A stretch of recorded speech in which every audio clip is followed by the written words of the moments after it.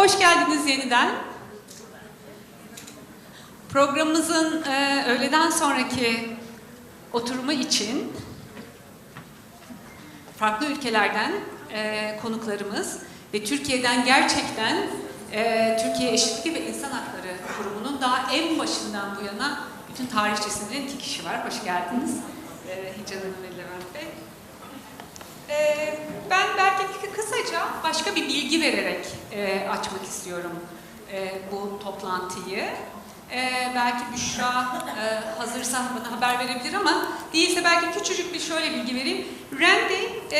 Van Duren'le biz bu programın başından beri çalışıyoruz. Kendisi sadece Hollanda'da ayrımcılıkla mücadele eden bir kurumu temsil etmiyor. Aynı zamanda Türkiye'de 2 yıldır birlikte çalıştığımız sivil toplum örgütlerine, özellikle ayrımcılık başvurusu alan sivil toplum örgütlerine ayrımcılık başvurusu nasıl alınır, bilgi nasıl saklanır, nasıl idare edilir ve her şeyin önemlisi de ayrımcılık başvurusu alırken nasıl bir protokol eşliğinde bu yapılır, birlikte çalışıyoruz. Dolayısıyla Türkiye'deki sorunlara da kendisi artık hakim. Özellikle ayrımcılık konusunda. Dolayısıyla burayla ilgili bile soru sorabilirsiniz. Soru sırası geldi. Öyle bir şey yok. Şimdi bizim arada toplantılarımızla bu arada Büşra Taşkan projemizin sorumlularından ve iletişim koordinatörümüz.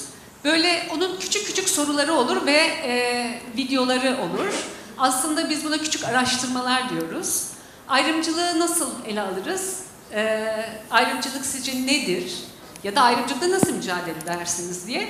Ama gerçekten böyle tek kelimeyle. Hazırsa ve hızlıca onu izlemek istiyoruz ama değilse arada da yapabiliriz. Tamam. İlki ayrımcılık nedir diye sordum.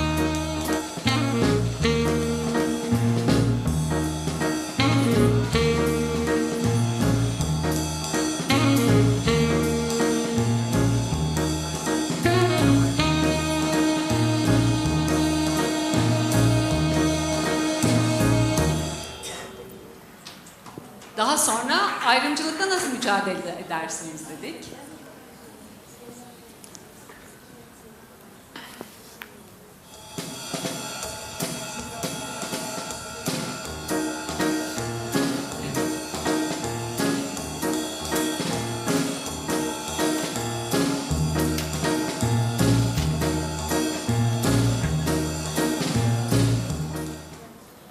Bu arada notların arkasındaki kişileri ve ellerden tanışıklık çıkmıştır. Hatta çoğu salonda bile var. Evet. Bu arada Instagram'da da sorduk. Cevap verip bu linki, zinciri takip ettirebilirseniz çok seviniriz. Bir diğer konuğumuz ise Nepal'den. Kendisi hatta buraya şimdi Zoom'la online olarak bağlanacak. Ben hiç sözü uzatmıyorum. Çok teşekkür ederim Hicran. Sözü sana bırakıyorum. Tamam. Teşekkürler. Çok teşekkür ederim ben de herkese. Ben Hicran Atatanır. Türkiye İnsan Hakları ve Eşitlik Kurumu'nun kurulması sürecinde Ayrımcılıkla Mücadele ve Eşitlik biriminde kurucu koordinatör olarak görev yaptım 3 yıl boyunca. Dolayısıyla sabahtan itibaren dinlediğim o birbirinden değerli sunumlarda kurumun işlevselliğinin ne kadar önemli olduğunun altını çizen o verilerde ve değerlendirmelerde ne kadar büyük bir haklılık payı olduğuna o kurum çatısı altında çalışırken de tanık olan isimlerden bir tanesiyim. Burada huzurlarınızda Ayrımcılıkla Mücadele ve Eşitlik Derneği adına bulunuyorum. Ayrımcılıkla Mücadele ve Eşitlik Derneği'nin de hem kurucular arasında yer aldım hem de başkanlığını yürüttüm.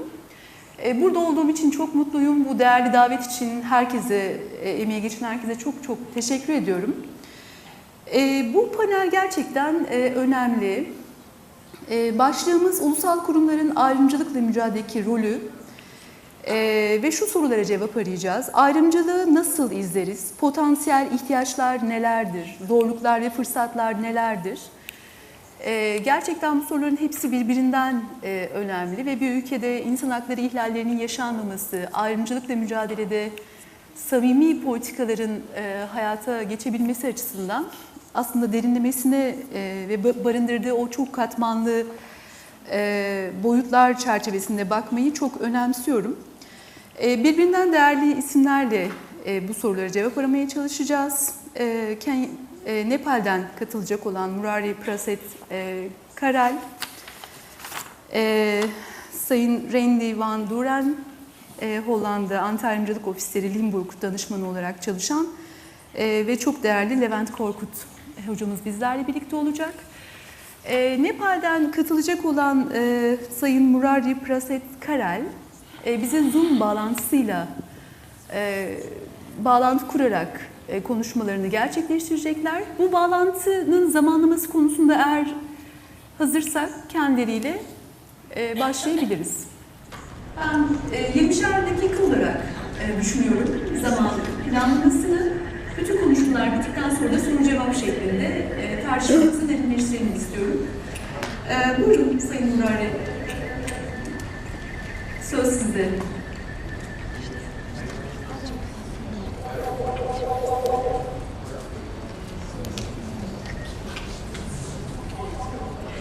Ben kısaca o zaman kendisi hakkında biraz bilgi vereyim. Bağlantı kurulana kadar Nepal Ulusal İnsan Hakları Komisyonu sekreteri olarak görev yapıyor Sayın Murari. 2000 yılında bağımsız yasal bir organ olarak kurulan bir komisyon. Nepal Ulusal İnsan Hakları Komisyonu. Sloganları ise oldukça güçlü. Herkes için her evde insan hakları, barış ve kalkınmanın temeli. Bu perspektif gerçekten okuduğum zaman da beni çok etkiledi. Sayın Khare, komisyon bünyesinde pek çok görev üstlenmiş bir isim. Özellikle insan haklarının korunması ve geliştirilmesi konusunda çok kapsamlı bir uzmanlığa sahip bulunuyor kendileri. Komisyon tarafından düzenlenen pek çok eğitim ve çalıştaya liderlik ettiğini gördüm ben de dün yaptığım araştırmada.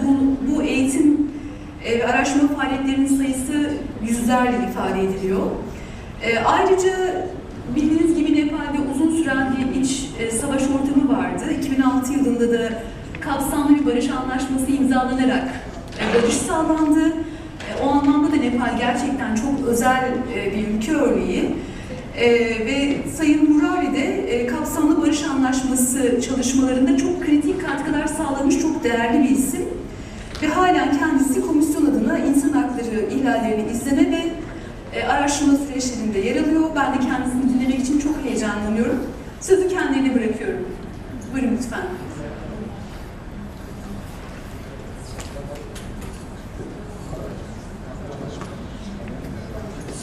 Ses gelmiyor mu? Biz isterseniz devam edelim. Öyle mi? Ryan ile? Evet, tamam.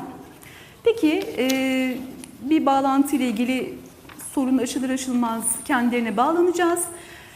O yüzden sözü Randy van Duren Sayın Hollanda Anti-Ayrımcılık Ofislerinde Limburg danışman olarak çalışan çok değerli konuşmacımıza vermek istiyorum. Kendisi hakkında da çok kısaca bir ön bilgi vermek isterim. Ayrımcılık sorunları, çeşitlilik ve eşitlik gibi konularda pek çok raporlamaların yapıldığı ve aynı zamanda bir bilgi merkezi olarak hizmet veren Hollanda Anti-Ayrımcılık Ofislerinde danışman olarak görev yapıyor kendisi. Az önce Seda'nın da bahsettiği gibi gerçekten uluslararası çalışmalarla da öne çıkan isimlerden bir tanesi. Ayrımcılığa maruz kalınması halinde danışmanlık ve sosyal hukuksal yardım sunmanın yanı sıra ayrımcılıkla mücadelede sosyal kuruluşlar, şirketler, belediyeler, hükümet ve eğitim kurumları arasında ağ oluşturma ve işbirliği kurma süreçlerinde de gerçekten çok önemli çalışmalara imza attığını görmek mümkün. Ben sözü şimdi Sayın Randy'ye bırakıyorum. Buyurun lütfen. Thank you. Not at all. I didn't prepare an elaborate story, but I thought I'd share what we did over the past 2 years. My name is Randy van Duren. I work with Anti-Discrimination Bureau in the Netherlands. They are municipal institutions. There has been a law since 15 years in the Netherlands that every municipality in the country needs to have an office where its citizens can report discrimination free of cost, and where citizens who experience discrimination can get help with discrimination issues. We provide free advice and legal aid. In Netherlands, there are different laws and different ways of treating cases of discrimination. There is a human rights court, and we can help victims of discrimination to seek justice by filing cases with that court. We also assist people when they want to go via the penal route. So we help them to go to the police, to file police reports. We follow up on police reports and we give them support. And whenever it's not possible for us to help victims directly, we try to find ways how they can seek justice in another way. So that's been our experience over the past 15 years. And the request came from the Netherlands Helsinki Committee and from AMER to share our experiences and to share our knowledge, the knowledge we've gained over the course of the last 15 years with the CSOs here in Turkey. So I think it was, and we of course, we also suffered the consequences from, first from the COVID pandemic and later from the horrible earthquakes that took place here. But a few years ago, finally, there was a study visit where a group of Turkish, a delegation of Turkish CSOs and academics came to visit us in the Netherlands, and they visited different human rights institutions, anti-discrimination institutions, and equal treatment institutions to get a sense of the human rights landscape in the Netherlands. And last year I had the pleasure and honor of giving a training to a great number of Turkish CSOs and sub-grantees from the project. And there we shared, I would like to say, we shared knowledge with each other, but because I certainly don't have the idea that we know what's the correct way and the Turkish CSOs just have to copy it. I think we can learn a lot from each other, so that's what we did. We exchanged knowledge, and yesterday I had the pleasure of giving a workshop to a smaller group of CSOs who've been in a mentorship over the past year, where we worked on developing a protocol for discrimination complaints. Because as we've gathered, a lot of these CSOs, a lot of you here in the room today, you hear a lot of stories about discrimination, you receive a lot of reports, you monitor and you signal a lot of things in society, but you also have to somehow gather that knowledge and be able to report on it. Like we saw this morning, it's important to have figures, to have numbers that you can show to institutions who deal with these kind of things. So that's what we worked on yesterday, and I have to say it has been a very pleasurable experience overall. Çok teşekkür ederim gerçekten. Çok güzel bir giriş oldu. Ben bir soruyla aslında açmak isterim. Görüşmemizin, konuşmamızın devamını sanırım bağlantı konusunda öyle mi? Tamam. Şu an isterseniz Sayın Murari ile devam edelim. Sonra tekrar Randy'ye söz vermek isterim. Buyurun lütfen. Teşekkürler. Thank you.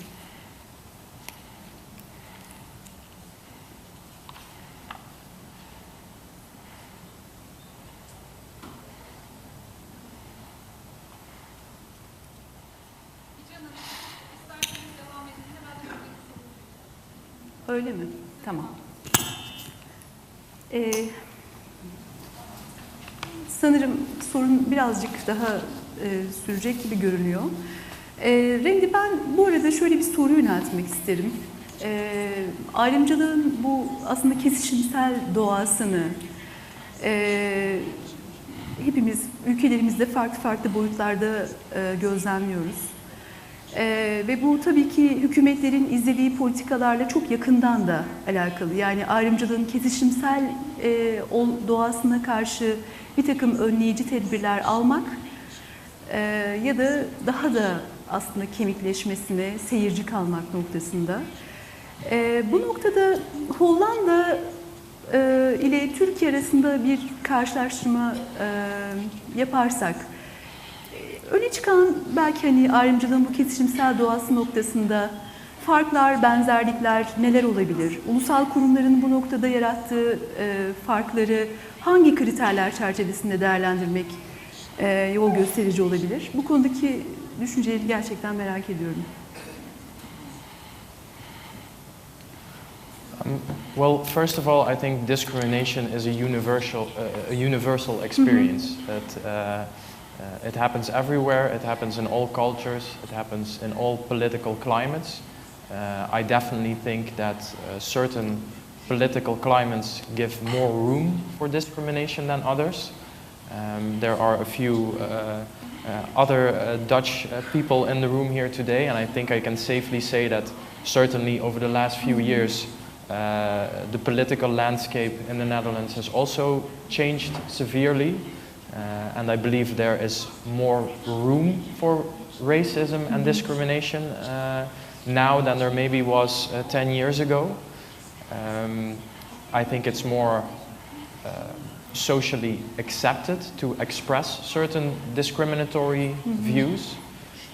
If you look at, for instance, the acceptance of the LGBTQ community, where there's an index that is published yearly, and in the 1990s we were right at the top, and now we score below average. We've been surpassed by a lot of different countries that I think personally we should be ashamed of, that we have let this happen, because I don't think it's necessarily because the other countries are doing better. I think we are doing worse. Having said that, there is, I think, in the Netherlands more awareness, certainly, about issues surrounding discrimination. And also, while giving the training and while talking to the participants yesterday, I also realize what kind of luxury position I am in and we are in as anti-discrimination bureaus, because we are established by law. So the government 15 years ago, together with our parliament, decided that it was necessary for there to be an organization that supports victims of discrimination, and that also decided to fund that organization, which I think for a lot of you here is a situation that you could only dream of. So I certainly think that that is a very luxurious position that we're in. But at the same time, and I think one of the later speakers will also touch upon that, there is also systemic racism and there's and discrimination, and there are institutional issues that people suffer from and that are hardly acknowledged by the government. And I think there's also a role for the government to look inwards and to see what role they play in the discrimination we see in society. And I think that's a responsibility that every government at every level in every country has, to see what they can do for the people, for the victims of discrimination. So I definitely see similarities, but there are also big differences between those two countries. Tabii ki. Çok teşekkür ederim. Bu noktada Rendi'ye sorular yönelterek devam edip etmeme konusunda ben oraya bakıyorum. Ama bağlantı konusunda herhalde bir çözüm sağlayabildik mi? Evet. Çünkü bana da el işareti yapıyorlar. Bağlantı kurulduğu olarak. Buyurun.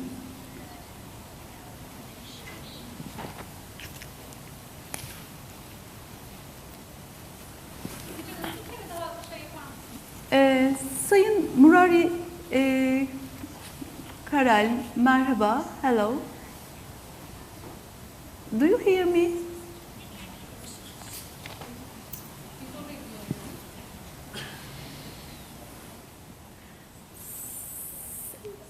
Sanırım sesinin bu ortama verilmesiyle ilgili bir sorun var. Oldu galiba.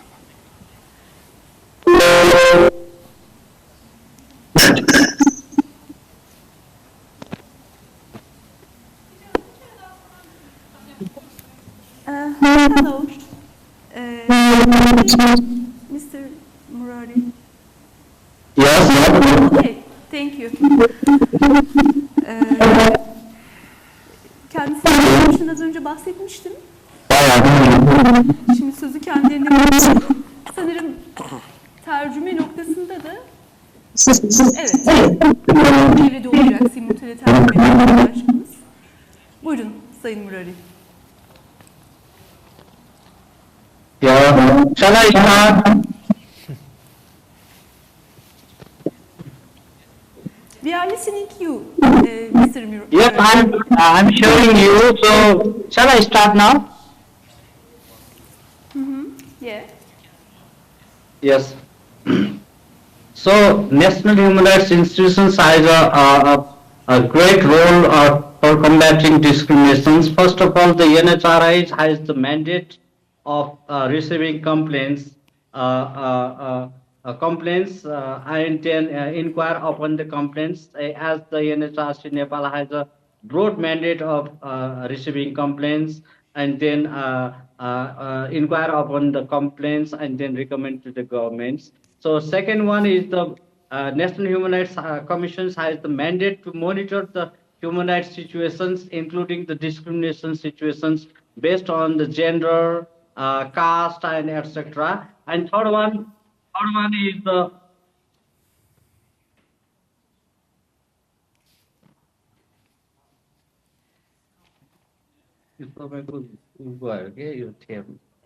Okay.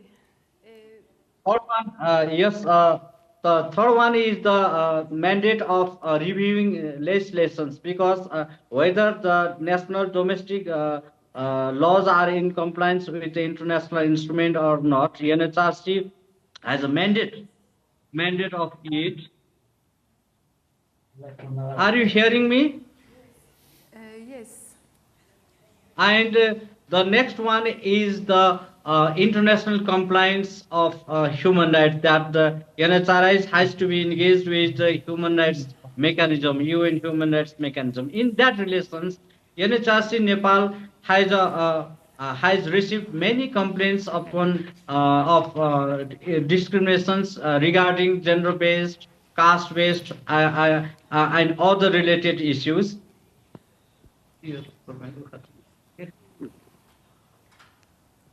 Issues and Ben bir soru yöneltmek istiyorum kendisine. so, Beni duyabiliyorsunuz so far zannedersem. as for the discriminations works. Beni duyabiliyorlar mı acaba? Yes. Do you hear me? Sanırım sesimiz ulaşmıyor. Öyle anlaşılıyor. Levent Hocam, ben size bir soru yönelterek isterseniz başlayabilirim. Sayın Levent Korkut Hocamı da kısaca takdim etmek isterim. Kendisi Ankara Üniversitesi Hukuk Fakültesi, Chicago Üniversitesi'nde Siyaset Bölümü Araştırmaları, Hacettepe Üniversitesi Siyaset Bilimi ve Kamu Yönetimi bölümündeki çalışmaların ardından Ankara Üniversitesi Hukuk Fakültesi Kamu Hukuku alanında doktorasını tamamlamış bir isim. Uluslararası Af Örgütü Türkiye Şubesi kurucularından. Aynı zamanda örgütün Türkiye Şubesi Başkanlığı'nı da yürüttü. Ve Uluslararası Yönetim Kurulu üyeliğinde bulundu. 2012-2016 yılları arasında Türkiye İnsan Hakları Kurum bünyesindeki İnsan Hakları Kurulu'na atandı. 2013 yılında Akil İnsanlar grubunda Marmara Bölgesi temsilcisi olarak bulundu. Sivil Toplumu Geliştirme Merkezi Yönetim Kurulu üyeliği 2004 yılından beri sürüyor. İnsan hakları, ayrımcılık, eşitlik gibi pek çok konuda çok aktif ve çok değerli çalışmaları olan bir isim ve halen de İstanbul Üniversitesi Medipol Üniversitesi'nde Hukuk Fakültesi'nde öğretim üyesi olarak çalışmalarını sürdürüyor. Değerli hocam, insan hakları kurumlarının ayrımcılıktaki mücadele rolü dediğimiz zaman aslında nereden başlamamız, meseleye nasıl bakmamız gerekir? İsterseniz bu soruyla açalım. Şimdi tabii burada konuşurken daha çok doğal olarak konulara ilişkin tutumlar üzerinden ve işte kararlar, ne kadar haklara yönelik faaliyet yapılıyor, koruyucu bir rolü var mı, geliştirici bir rolü var mı? Bunlar üzerinde haklar bakışıyla bakıyoruz. Fakat işin bir de kurumsal yapılanma kısmı var. Bu da çok önemli. Aslında Türkiye'de bu insan hakları kurumlarının oluşturulması süreci oldukça konjonktürel gelişti. Yani 2000-2010 arası dönemde 2000'lerin başından itibaren bu konu gündeme geldi, tartışılmaya başlandı. 2004'te işte meşhur bir Ürgüp toplantısı. Bu Ürgüp toplantısında devlet adına konuşmaya gelenler bu kurumun oluşturulmasıyla ilgili işte laflar ettiler.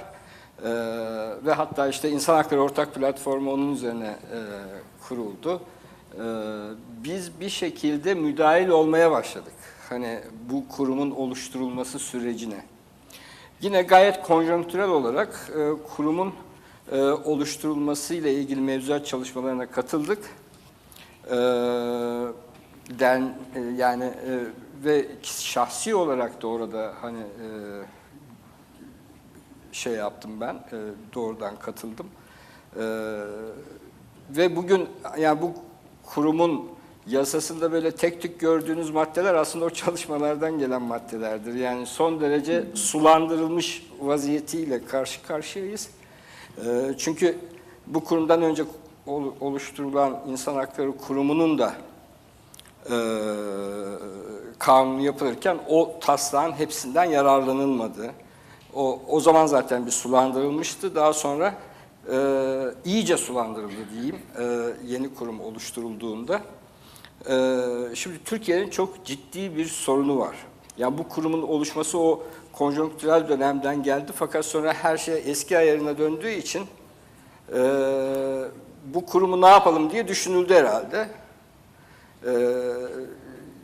İlk önce yeni bir kurum kuruyoruz diye bir kurum kuruldu.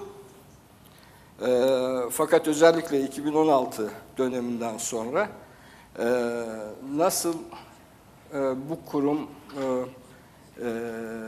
gerçek anlamda bir insan hakları kurumu olmaz diye uğraşıldı diyebilirim. Yani klasik Türkiye'deki kurumlar çöplüğüne itilmeye çalışılan bir kurum. Hele bir başkan vardı, şimdiki başkandan önceki.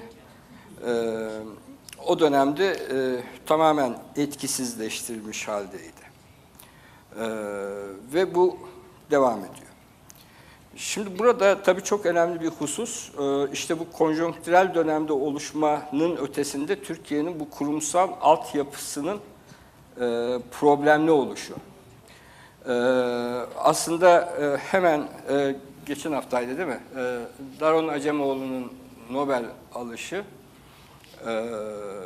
bir açıklama yapmış. Şimdi tabii şey açısından da önemli bu Nobel. Çünkü Nobel çok uzun bir süredir para politikaları üzerine çalışan monetarist ekonomistlere veriliyordu. İlk kez kurumsal ekonomi çalışan bir ekonomiste verildi. Bu da aslında iyi bir şey. Şunu demiş Türkiye için, yargı bağımsız olmalı ve adalet dağıtılmalı.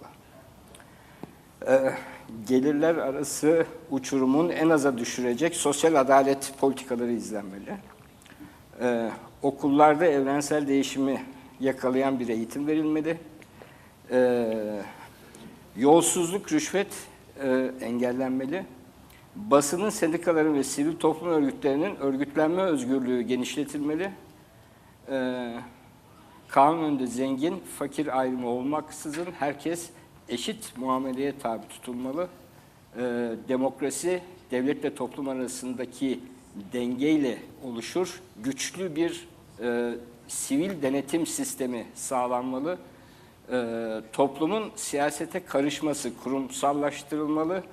Protesto hakkına saygı duyulmalı ve geleceğe yön verecek bir strateji oluşturmalı. Şimdi bütün bunları topladığımızda aslında Türkiye'nin kurumsal yapısının sadece bu alanda değil, bütün alanlarda çok kötü olduğunu söyleyebiliriz. Kurumlar adeta işlevlerini yerine getirmesin diye oluşturuluyor. Bir önceki adıma gittiğimizde örneğin, Türkiye'de şimdi her ilde ve ilçede insan hakları kurulu var değil mi? Ne iş yapıyor bunlar? Bir derli toplu bir şey yok. Yani bir kurumlar yığını var ama etkili olan kurum yok. Etkili olan kurum yok. Onun için CİMER'e başvuru sayısı daha fazla.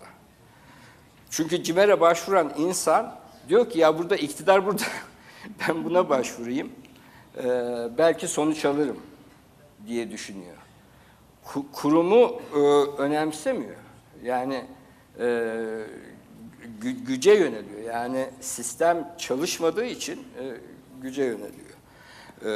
Tabii ayrımcılık bazına indiğimizde başka bir tablo da buna eşlik etmekte. O da şu, Türkiye'de en çok ihlal edilen alanlardan birisi ayrımcılık alanı. Çünkü bir miktar sistemin çalışmasında ayrımcılık rol oynuyor.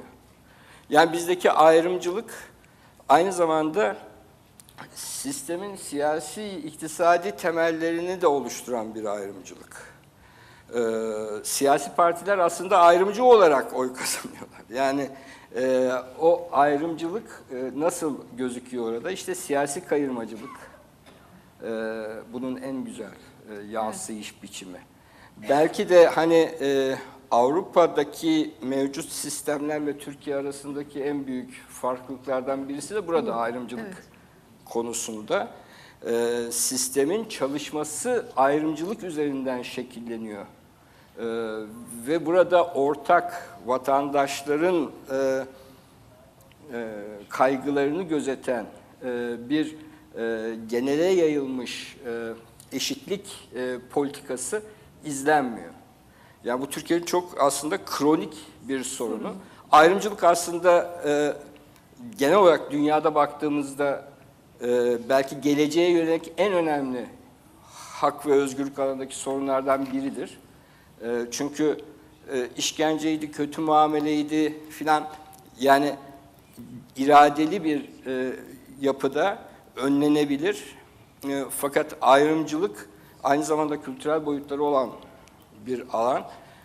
Çok daha uğraşmak, çok daha yoğun uğraşmak gerekiyor. Bu nedenle dünyanın her tarafında var ama bizde ek olarak bir de sistemin aslında temelinde yatan bir ayrımcı politikalar sistemi var. Bunun engellenmesi ise hiç kimsenin çok işine gelmiyor. Böyle bir ortamda bu kadar kurumsal yapısı kötü olan bir kurumsal kültür içinde ayrımcılıkla mücadele aslında çok güdük kalmakta. Burada motor olabilecek aslında bir takım tetikleyecek mekanizmalara ihtiyaç var. Bunların bence başında da hani sivil toplum örgütlenmesi gelmekte. Yani sivil toplum örgütlenmesi en azından o örtüyü kaldırıp hani bu gerçek bu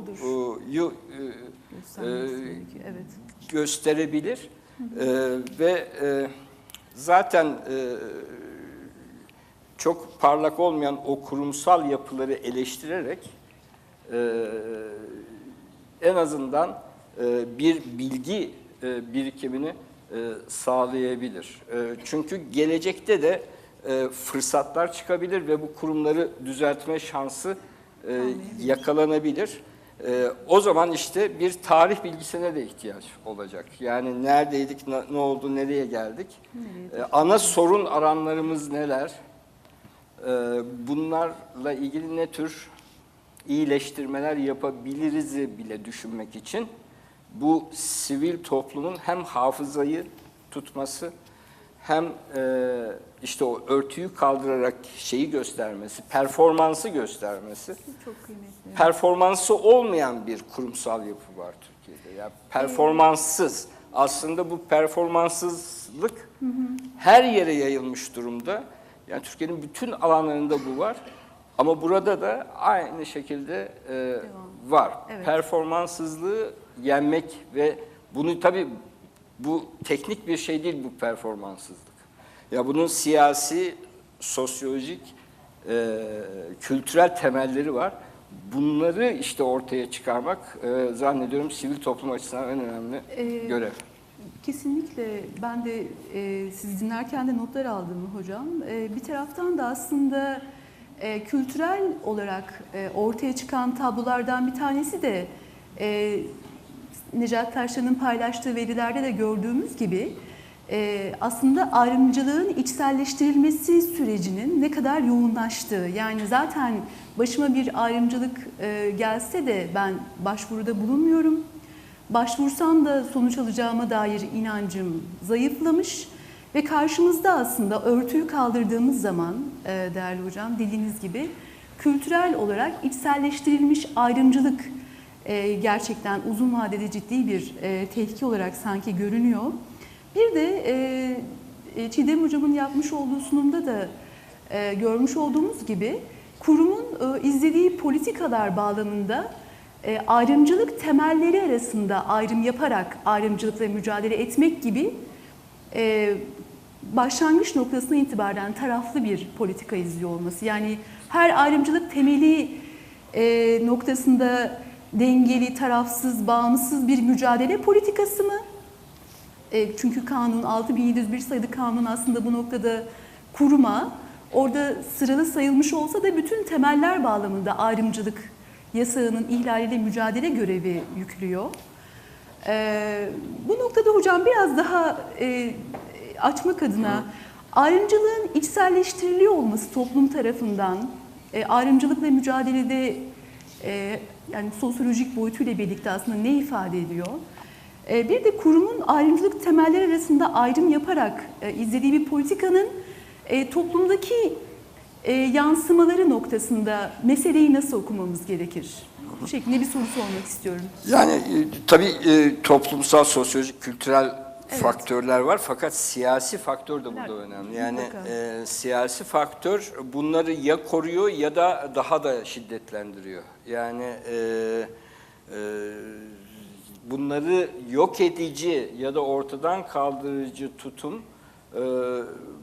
zaman zaman ortaya çıkmakla birlikte çok yetersiz ve zaten esas o ana akım ayrımcılığı güçlendirici politikalar genellikle hakim oluyor ve burada hani sadece kültür olmadığını, aynı zamanda bunun siyasetle eklemlenmiş bir kültür olduğunu ve hatta devlet yapısına bunun etki ettiğini görüyoruz. Nasıl görüyoruz? Mesela anayasaya baktığımızda genelde anayasalarda temel ayrımcılık alanları ismen belirtilir ve diğer gruplar şeklinde ve diğer ayrımcılık türleri şeklinde sona eklenir. Yani ucu açık bir tanım yapılır ama ana ayrımcılık kategorilerine yer verilir.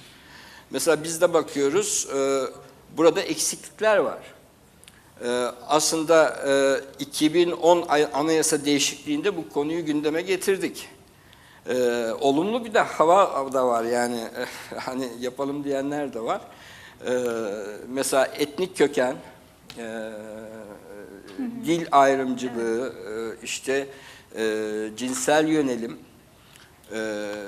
konularını gündeme getirdik. Fakat kabul görmedi. Bakın bu Türkiye İnsan Hakları Kurumu'nun ilk yasa taslağında cinsel yönelim vardı.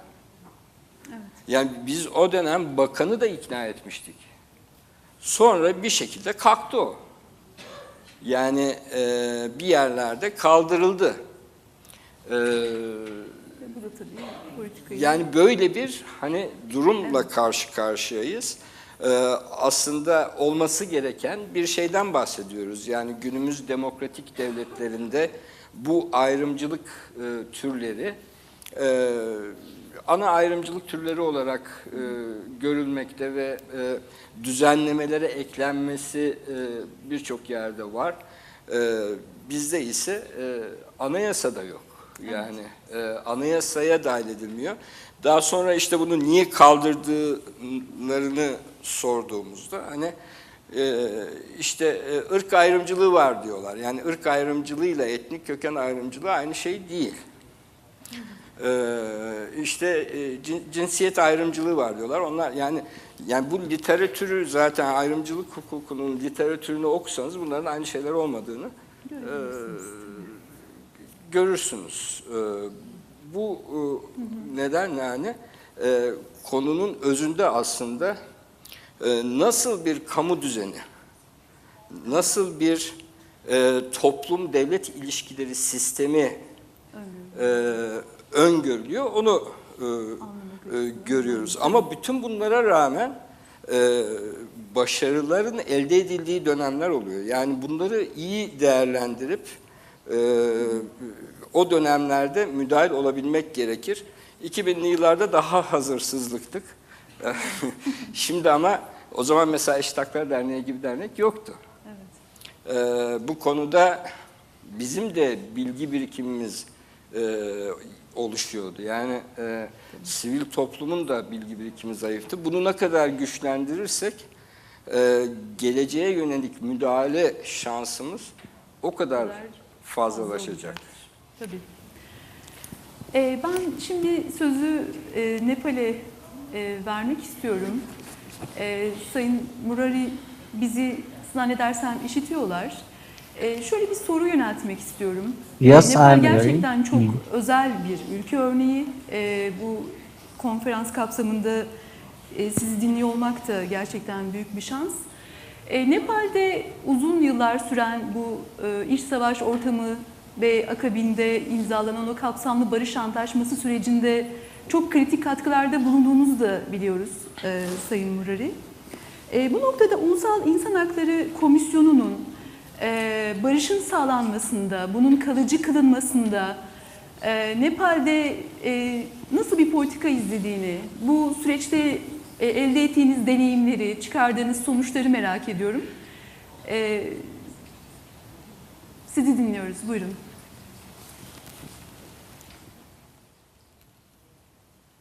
Thank you very much for giving me an opportunity. First of all, I'm very sorry for some technical problem. So, Nepal National Human Rights Commission established in the midst of the conflict in 2000. So, at the time, Nepal has a big conflict. So, University Nepal really did some works for peacekeeping and making some dialogues with the conflicting parties, and we know that NHRC prepared a peace accord and then submitted to governments, and eventually the 80% of the provisions that we have submitted to the governments and conflicting parties has been mentioned in the comprehensive peace accord. In that way, we support for the peace agreement as well, and we at the time of conflict, NHRC was very, very active for monitoring the human rights situations over the country and receiving thousands of complaints of disappearance, killings, tortures, displacement, property seizures, etc. And we did almost 80% of the complaints handle and then investigate upon the complaints and then recommend to the governments that these are the perpetrators and these are the victims and should be compensated by the government. So in that way, Nepal NHRC, we can proudly say that saved the thousands of peoples of disappearance and tortures in the detention centers and monitored throughout the country, so that it created a pressure to the governments and conflicting parties to do the comprehensive peace accord and then do the ceasefire also. So the cause of the conflict in Nepal is also the root cause is discriminations, as the previous panelist said that. So if we could not address the root causes of the problems of discriminations, then it can not give the long-term solutions. So the problems of discrimination is social and cultural, somehow economic, and somehow language, and somehow racial, caste-based. So these are the issues that we dealt with in the conflict period. And after that also, so NHRC did the active role for amending the laws, because Nepal has a party of many international human rights instruments, and if the national laws are not in line with the international instruments, so our mandate is to review the laws and then recommend to governments to amend and formulate the new laws. So NHRC reviewed more than 22 laws, which is directly related to the women's violence and discriminations to women, and then after governments did some amendments of the laws. As you said that NHRC also played a great role to LGBTQI issues, and court right now has given the order to make a law for the same-sex marriage. So NHRC also facilitated in this way to create pressure governments for making laws for same-sex marriage. So right now the same-sex marriage can be temporarily registered in the local level, and government is trying to make a new law for that way. And in the conflict time, we reviewed many security-related laws, because governments always wants to put pressures to the public that always restrict for the demonstrations and enjoying the civil and political rights in the name of the security. We reviewed it and then sent to the governments for its implementations, and most of the security-related law was reviewed and then amended.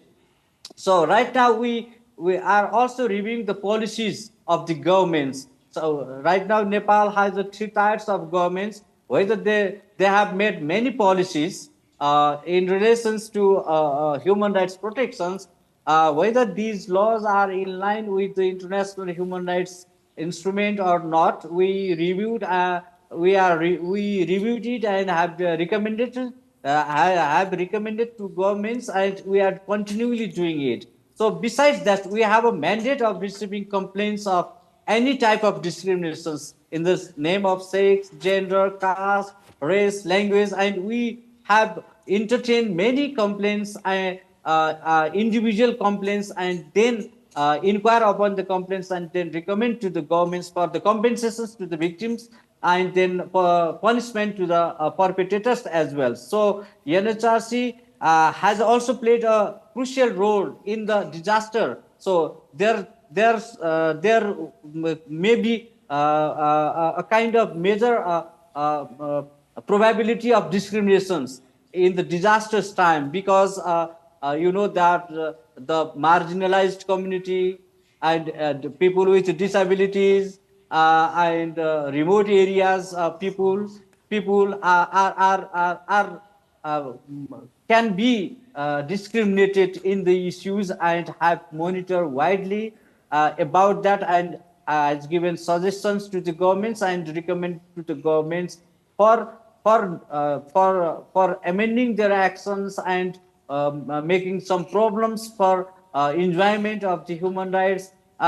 and keeping the situations very much sensitive. And in that way, NHRC is continuously working with the civil societies, because NHRC has a bridging role with the governments and the civil society. Sometimes the voice of the civil society does not hear by the governments, and then we bring the issues, then communicate with the governments for the policy changes and formulating the programs. So sometimes the government's policies can be implemented by the civil society organizations. So we also communicate with each other, civil society and the governments, for making governments more accountable about the discriminations and protection of the human rights issues. So in that way, NHRC Nepal is, we claim that we have a very good relations with the civil society organizations, and we have done many advocacy programs with the civil society organizations with the banner sharing, and it has created some kind of synergy for the advocacy of the human rights in the country. So right now we have more than 25 civil society organizations collaborating each other in the human rights issues, in banner sharing for the advocacy of human rights and some policy issues of the human rights protection and promotions. So in that way, NHRC Nepal is continuously contributing for combating discriminations in the time of conflict and the post-conflict for the protection and promotion of human rights. So NHRC should have a legal mandate. So some of the NHRIs may not have the legal mandate to receive complaints and do the individual investigations. So NHRC Nepal has a broad mandate of complaint management, receiving complaints, recommendations to the governments, a review of the domestic laws, monitoring situation periodically, and then recommend to the governments. So in that way, NHRC Nepal is contributing for combating discrimination in the country. Sometimes we are the advisor of the government, then we provide advice for the effective implementations of the action plans related to human rights and discriminations, whether it is related to women, children, or any other communities. So we do monitor of the implementations of the National Human Rights Action Plan and other action plans made by the governments. And in addition, we do also monitor about the recommendations done by the UPR and the Treaty Bodies Committee in relation to discriminations, gender discriminations, caste-based discriminations, sexual orientations. So NHRC Nepal is right now providing frequently suggestions to the governments about the implementations of the recommendations by the UN mechanism, as well as the commitment done by the national governments in the local level. So in that way, NHRC Nepal is regularly contributing for combating discriminations. So any other questions? Yeah. Sayın Murari, çok teşekkürler. Çok açıklayıcı bilgiler almış olduk ve tabii şu çok net olarak ortaya çıkıyor aslında. Yani sivil toplumla, kuruluşlarla güçlü bir işbirliği oluşturmak gerçekten ayrımcılıkla mücadelede önemli farklar yaratıyor. Ben bu noktada Rendi'ye bir soru daha yöneltmek, sonra da sözü sizlere bırakmak isterim. Aslında Hollanda'da da anti-ayrımcılık ofislerinin çalışmalarını incelediğimiz zaman gerçekten önleyici müdahale politikasının önceliklendirdiğini görebiliyoruz. Yani ayrımcılık aslında yaşanmadan, insanlar ayrımcı muamelelerden dolayı birer mağdura dönüşmeden önce adımlar atmak önemli bir yaklaşım olarak benim de dikkatimi çekti. Bu noktada Rendi, ayrımcılığı izlerken kullandığınız hani yöntemler, teknikler, belki bu noktada işte sivil toplum örgütleriyle, akademiyle kurduğunuz işbirliğinde etkisini gördüğünüz, tecrübe ettiğiniz politikalar var mı diye sormak isterim. Thank you. First of all, UNHRC should have the broad mandate of the investigations. UNHRC Nepal has a broad mandate in that sense that we have a mandate of summoning everywhere, even the government entities and the private sectors. So as power of court we have, and we can summon and ask for the statement or provide order to any entities for immediate response. So next one is we have a kind of power that we can visit, inspect, and observe any government and private sector prior informing to them, because it is most essential for the NHRIs that if you inform and do the things, then the governments can make corrections, everything, and we cannot find the gaps, and so that we do monitor eventually if any incident or any information came to us, then we go to government agencies and even the private sectors prior inform and know the real situation, so that if there is a gap, then we immediately recommend or suggest to the governments the one thing.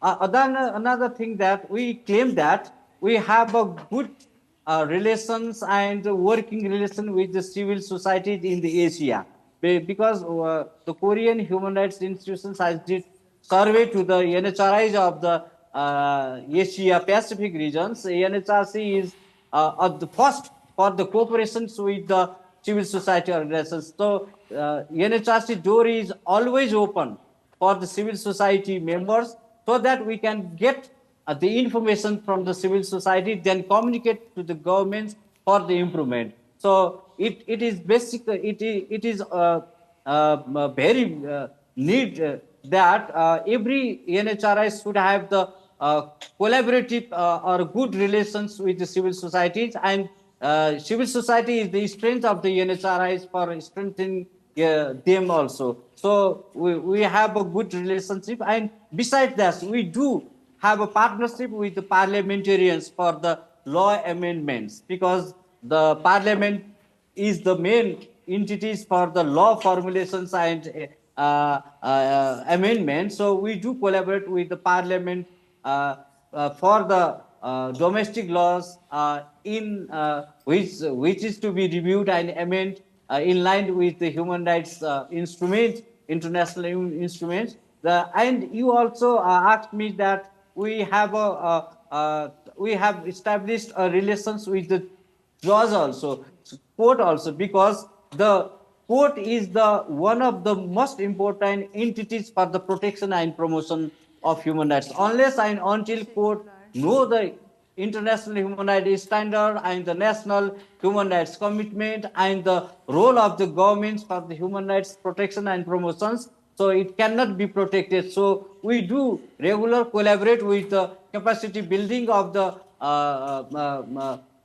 judges also, and do collaborate, and many times court has request for providing informations in the human rights violations cases to the NHRC also. And as you said that we have some partnership with the academicians and universities for the research and some of the study of the human rights situation, so that we are trying to build a good relationship with all stakeholders, basically civil societies, parliament, academicians, and other layer of the society. So I will let you know that. Yes. Sayın Murari, çok teşekkür ediyorum bu kapsamlı cevabınız için. Ben aynı soruyu Sayın Rendi Van Buren'e yöneltmek istiyorum. Rendi, söz sende. Yeah, exactly the same. No, Thank you. So in the Netherlands, the Anti-Discrimination Bureaus, Yeah. we are funded by the central government, but they fund the money through the municipalities. So the municipalities ultimately decide how much they pay for this service. And that's not a construction that we like, because it means that it depends on what municipality in the country you live, whether or not your anti-discrimination office is well funded. And we have a legal obligation to register all complaints, all discrimination reports we receive, and to annually report on all these reports that we receive. So that is our legal obligation. And to give you an indication, the Netherlands has a population somewhere between 17 and 18 million people, I think. And over the last year, we received over 6,000, almost 7,000 discrimination reports as anti-discrimination bureaus. That is, of course, far less than the actual incidence of discrimination. But we also want to do something on the preventive side of things. Unfortunately, the government doesn't pay us for this task, but we as anti-discrimination bureaus, we acknowledge that it's much better to prevent discrimination from happening than having to act after the fact.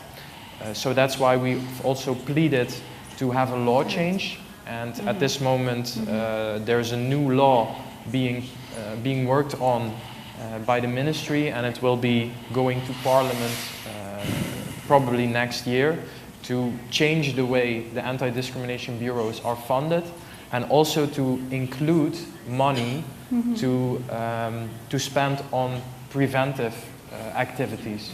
So to go to schools, to go to companies, and to not only work on anti-discrimination when it has already happened and when people have already been hurt by it, but to let people have more knowledge about the issue and to be more aware of discrimination that can happen and that is still happening in society. So we definitely value those preventive actions as well. Evet, thank you very much. Thank you. Ben bu noktada konuşmacılarımız da bana izin verirlerse sözü sizlere hani sorularınızı yöneltmeniz için bırakmak istiyorum. Gerçekten Nepal, Hollanda, Türkiye birbirinden gerçekten farklı birer örnek. Soru yöneltmek isteyen eğer katılımcılarımız varsa kime yönelttiklerini de belirterek söz alırlarsa biraz daha derinleştirebiliriz. Kurumların ayrımcılıkla mücadeledeki rollerinin ne olması gerektiği, fırsatların, zorlukların şekillenmesinde nelerin etkili olduğu konusunda. Buyurun lütfen.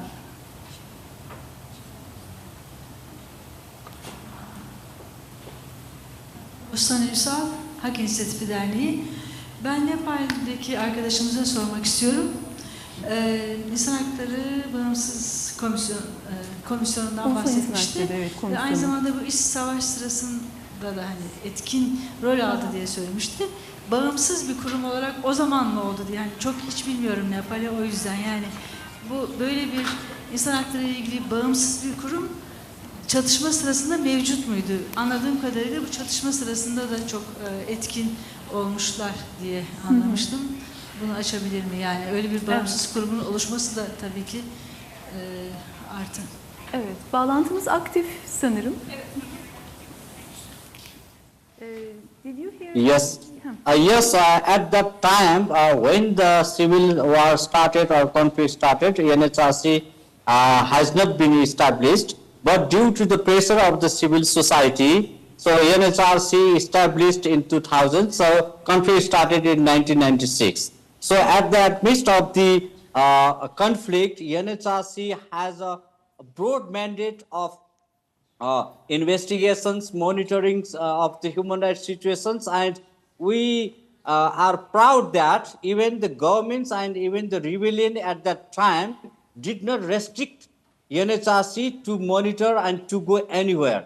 But you know that the rebellion has restricted the governments to enter in some parts of the country. But UNHRC has not any restrictions by the any parties like governments and the rebellions at that time, and we did rigorously, comprehensively monitor and then published a report periodically, 3 months, 6 months, in a year, and then recommend to the governments or the conflicting parties that these are the issues that you have to improve it, and these are the situations that has to be improved by the conflicting parties. Basically, the enjoyment of the rights of the peoples. So, civil and political rights, that right to assembly, right to form organizations, and active participations in the social or political engagement, and the enjoyment of the schools, enjoyment of the economic social rights, such as I would like to mention that most of the schools were closed, and rebellion, then Maoist has closed the schools, and then we immediately go to the stations, then negotiate with the Maoist, and then open the schools and colleges in that period also. So we did a very crucial role at that time, and we did have a adequate mandate. And you know that in that time, most of the, or almost all depends on the UNHRC, that how UNHRC has taken the issues, and how even the international community has also appreciate the work of the UNHRC, and they depend on the reports of the UNHRC that how to intervene in the conflicting parties. Thank you very much. Başka soru yöneltmek isteyen var mı konuşmacılarımıza?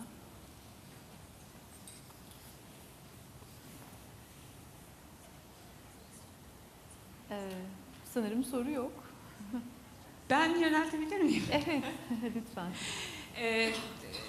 Randy biraz bahsetti ama biz tabii bu programın başından beri kendisiyle çalıştığımız için biraz da oradaki sistemi de hani anlamaya çalıştık.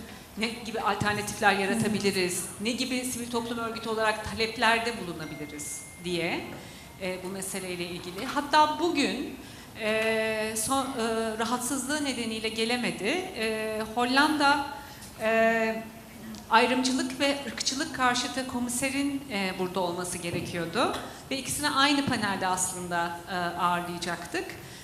Kurumlar arası iletişimi nasıl sağlıyorlar ve her zaman hemfikir oluyorlar mı diye biz çok merak ederek sormuştuk.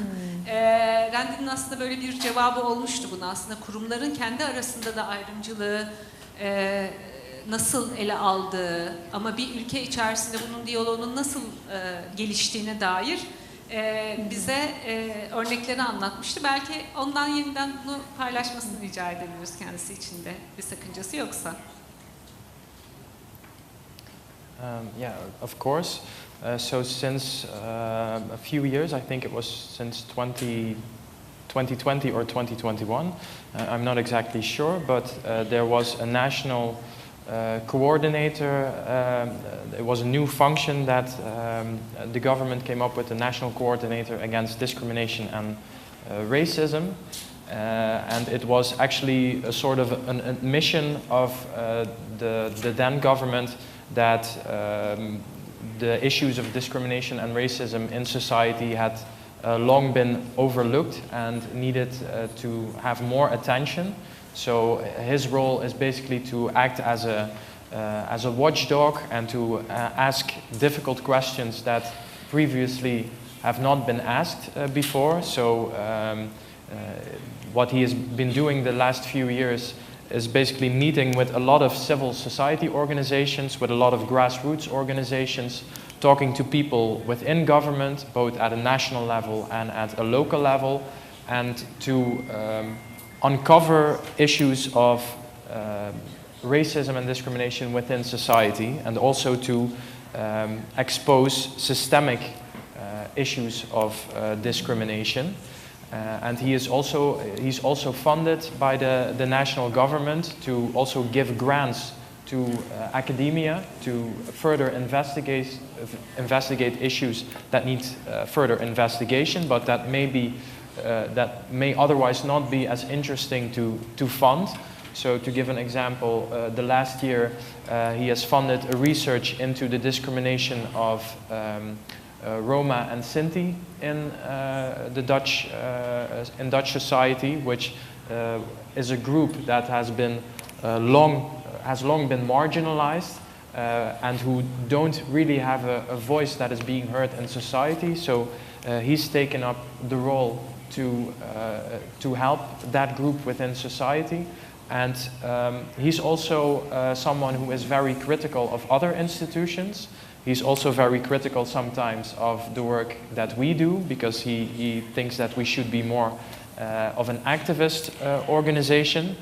And regarding your question of the cooperation between these institutions, I think there is a difference between maybe the political landscape in Turkey and within the Netherlands, because we sometimes also host events together, or we are at the same conferences, and it is normal to also be critical of each other and to ask each other difficult questions, and to make sure that other organizations are making the same kind of effort that he expects of himself. And we are also critical sometimes of him and of his approach for certain issues. And I think within a healthy political and social climate, that should be the norm. Human rights are not a political issue. Human rights should not be a political issue. They are a human rights issue. And what I've noticed here, and also what I've heard from the esteemed professor, is that it is very much a political issue. Yes. And I hope, but I see it happening in the Netherlands as well, because now we have a new government, and one of the first things they proposed was to get rid of the national coordinator and to not fund him anymore, because they think it's a leftist hobby. So it is up to us, it's also up to us as individuals, as human beings, as members of society, to be mindful of these developments and to not make these things political, but to really stress that these are human rights issues. Yes. Ben soru varsa almak isterim. Buyurun lütfen. Sonra küçük bir katkıda da bulunmak isterim. Randy'nin güzel dersi. Firstly, very welcome. My question is for the Netherlands that you mentioned actually 1 minute ago, because we are observing a really radical change in the government of Netherlands in terms of the rise of, or the, let's say, takeover of the far right. And of course, as you mentioned and highlighted, there will be a big change in terms of especially the migration policies. And what is your expectation in the sense of and how this government change will impact the work of the discrimination office and its implementations, especially in the municipal level?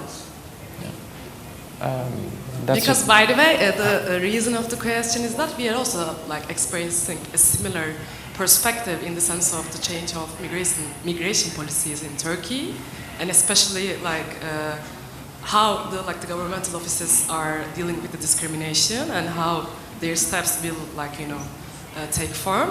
And that's why maybe your experience can present an example for the local activists or the actors in the field for, I don't know, maybe developing more effective coping mechanisms.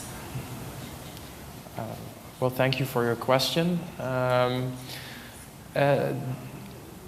Yeah, it's certainly an interesting time. From a personal viewpoint, I remember vividly the night the election results came in, and it really felt like a punch in the gut. So there's been a huge political shift. It's also an exciting, or not an exciting time, but a time with great uncertainty for our own organization, because as I mentioned, the previous government had proposed a new law also regarding our funding, but also the funding of a lot of human rights initiatives. And with the current government, we don't know if these plans are going to go through, or if maybe the development is going the other way. And that's also why I stress that these issues should not be made political, because ultimately they affect everyone in society. And I think also when it comes to the issue of discrimination, a lot of people don't realize that one day they also can become victim of discrimination.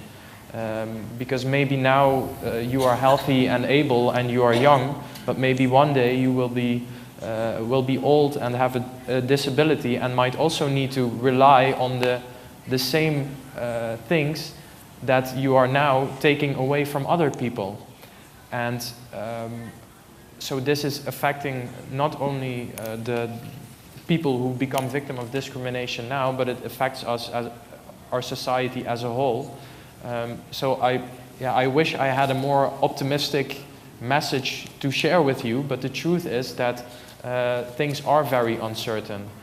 But to give a more optimistic view, as my director always tells us, even when a quarter of the people vote for a far right or an extremist right party, it still means that 75% did not vote for that party.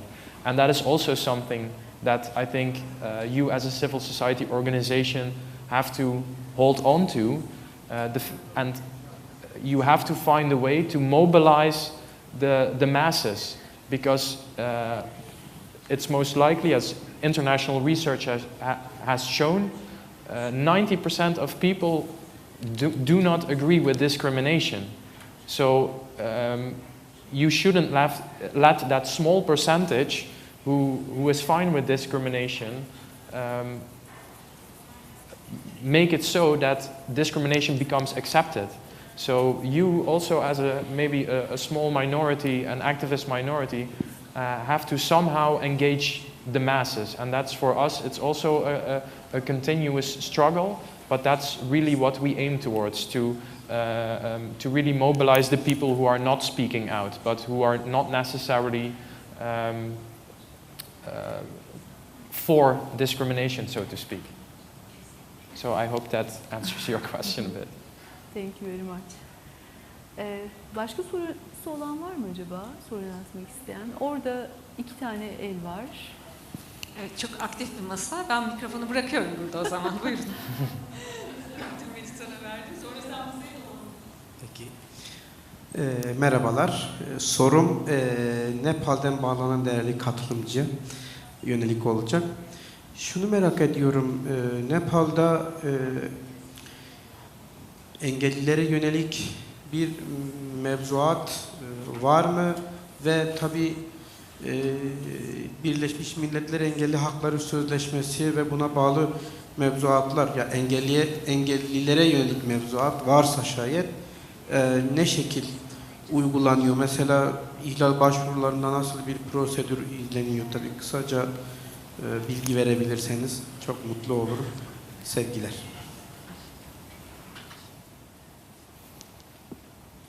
Thank you very much for questions. So, UNHRC is a party of CRPD, and Nepal has made a separate legislations for the person with disabilities.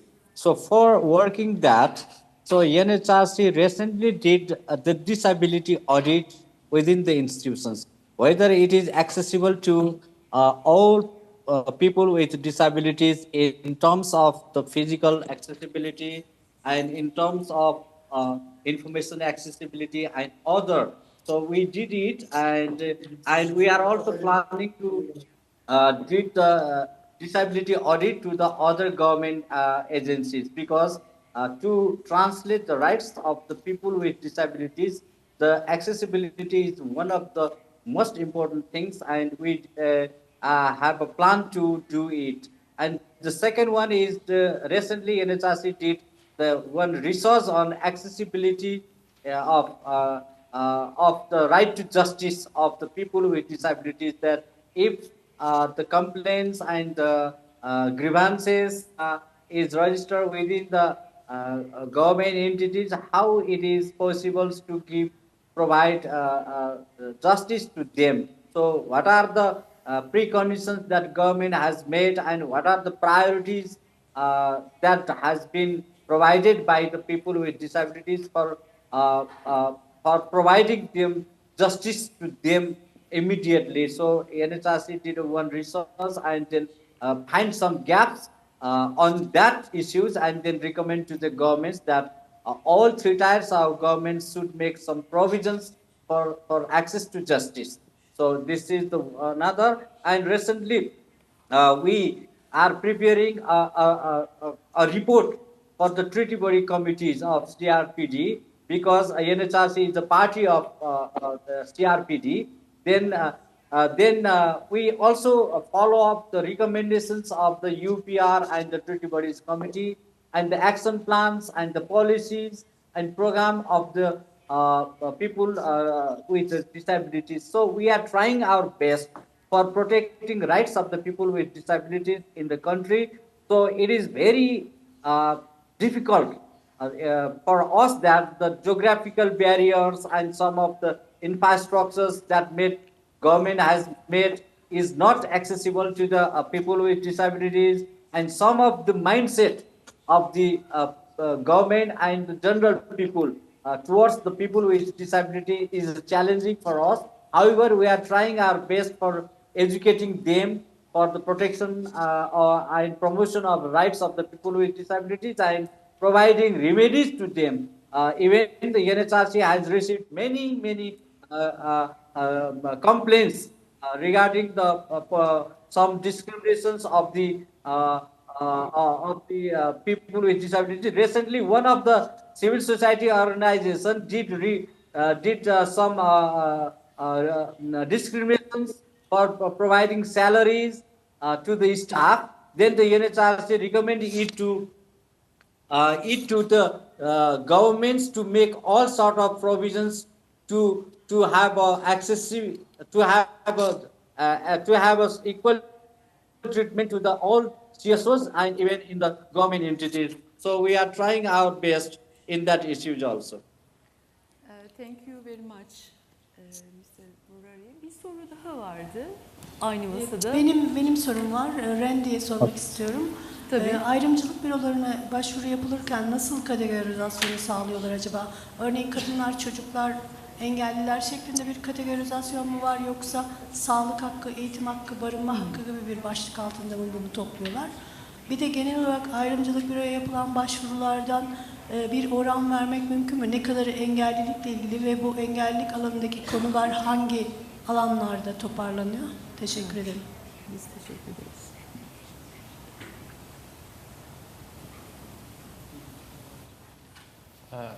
Thank you for this question. I will try to keep it short. So we categorize based on the discrimination grounds that are in the Dutch constitution and in the equal treatment laws.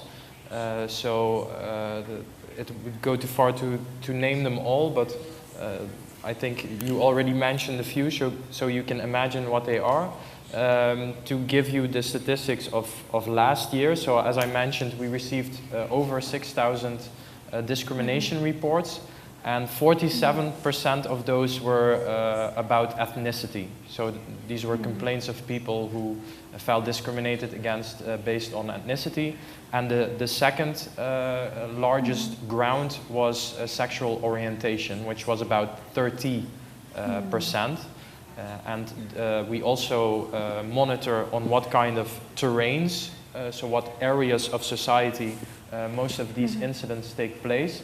And last year, 20% of all reports were about the labor market. So it's about applying for a job, but also, for instance, not being promoted or actually being fired from work.